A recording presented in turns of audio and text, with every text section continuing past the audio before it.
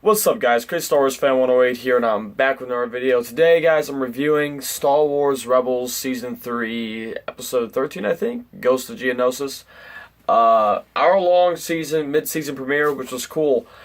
And the episode was really kind of good. It was really interesting seeing Saw at a younger age before he got severely injured, as we see him in Rogue One, but also to see them investigating on Geonosis. There's some really interesting things that has happened in this episode all the way throughout that I thought just, like, there were a few things, like, low-key, like, Easter eggs I thought were hilarious.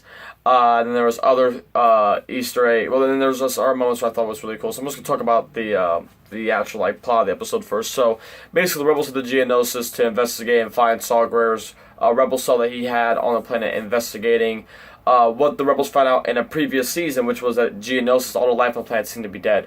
Like there was no life readings. Find out that Saw's team has been attacked and by battle droids has been being repaired by clack is what I think they called him. And he is a Geonosian that's still alive and has a queen egg. I'll get onto that later. But that was a big thing that happened in the episode because it was caused a lot of issues between Saw and the Ghost crew. But basically, they were on the planet to discover Saw and just find out, but it turns into a whole bigger thing because, as we, the audience, know, Geonosis is where the Death Star was being built and designed. For people that have read the Tarkin novel, and for people that have seen Revenge of the Sith and Rogue One, we know that all this comes together. Attack of the Clones, this all comes back together, which is a really great thing about the story group making stories with Star Wars now that's about having that happen within the universe. So that's very cool. Moving forward, though, with that throughout the episode, basically, clack. The funny thing is, the entire episode, he's drawing an image of, like, they ask, like, what was the Empire building? And Saw was being very forceful about it. And clack shows, he draws a circle, draws a smaller circle inside it. It's like, this is what they're doing, because they don't have a protocol droid or anything to communicate with them for it. And every time it's like, oh, well, maybe he's talking about Geonosis and the rings of Geonosis. And every time it's Rex is the one that is calling out what it potentially is. Like, oh, it's the rings of Geonosis. And Geonosis is like, oh, it's the Empire logo on there showing, because they later find giant tanks of points of not neurotoxin, but of poison to basically eliminate, to completely make the Geonosians go extinct on the planet, which is what happens when the planet gets quarantined after they move the Death Star from that location. Because the one thing that is, politics in Star Wars are really weird, and I mean to some people still, but the one thing that I never really thought about is the fact that the Empire is meant to be a good thing, you know, right? It is like the force of good in the galaxy. It's meant to be a good thing, and the Senate's still around. The Senate's still built up all the plans and systems within the Empire, right? If the Senate could get evidence that what the Empire is doing is wrong, they could try to start a massive scale rebellion against the Empire to cause something good. And so they're trying to get all this different evidence, and it's interesting because throughout the stuff I saw in Rogue One and throughout Rebels, it's all like, they aren't really openly fighting the Empire because that's, like, illegal. That is a rebellion. That's not what they want to do. What they want to do is they want to prove that the Empire is evil, and then they want to hope that, you know, that diplomacy will work and all that other stuff, and that, you know, democracy will actually come back to life, unlike, you know, dying with thunderous applause as it did in Episode 3. So that's an interesting piece to it to look at across the span of this episode. Across the span of just Star Wars stuff in general. But going back to what we are seeing too, the other really interesting dynamic of this episode is seeing Saw's relationship with everyone and how he interacts. The saddest moment of the episode, I thought, was when he drops this little hollow image file that he keeps on him, and it's of Steela, which, if you remember from Clone Wars, was his sister that died. So that's very sad in itself. So that was kind of sad. I was like, oh, that's... oh.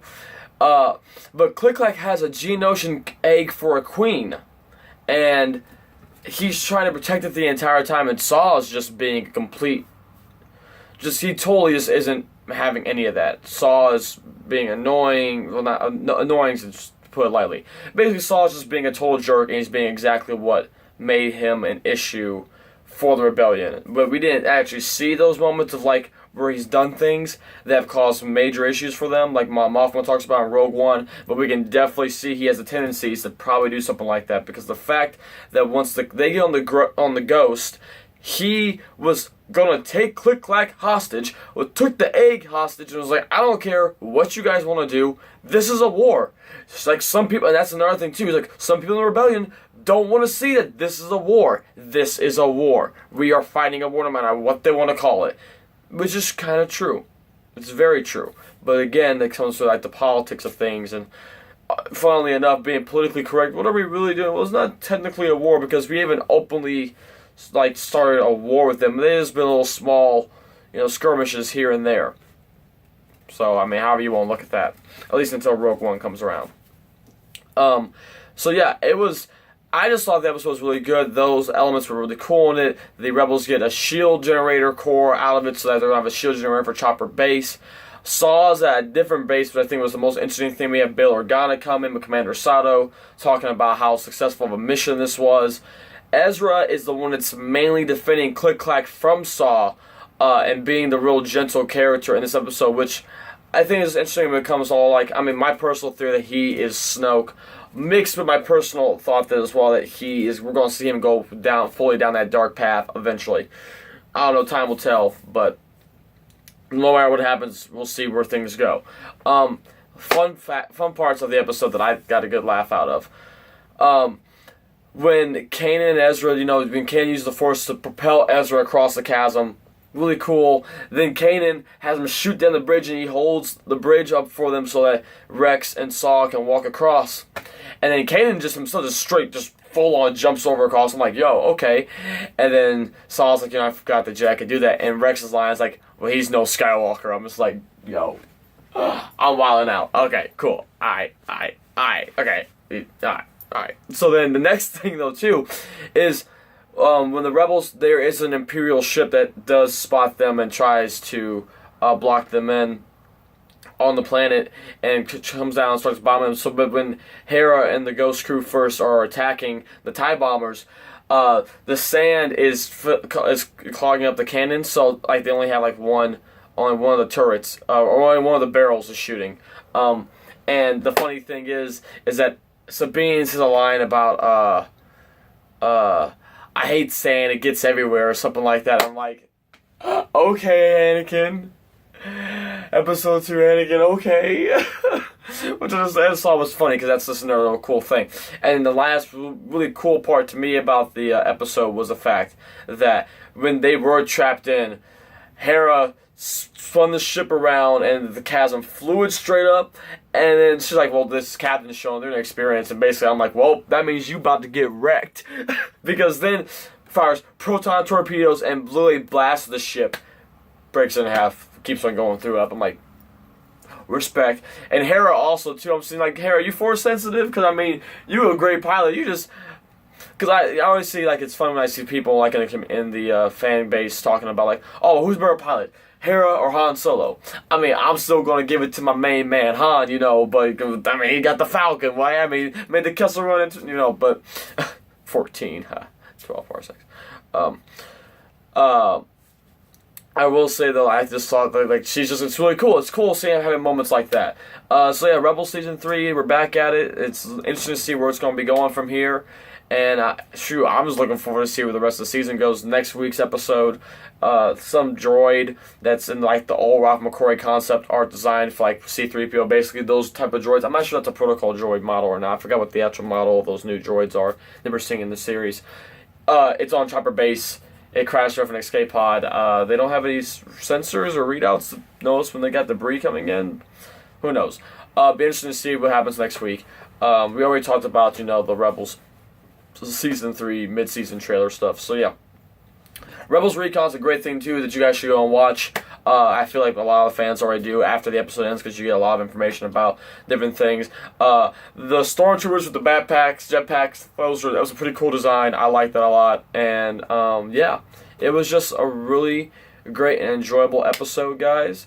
Go check out Rebels Recon if you wanted to see like more information about the ins and outs of like the episode itself and the making of it. Story group's amazing. I can't speak about that enough, but eventually I will give my 2 cents about that.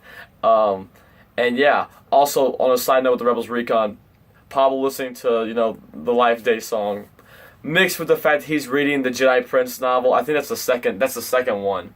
The first one is, I forgot the title of the first one, but he's reading the second one. I'm sitting here like, dog, I'm wilding out.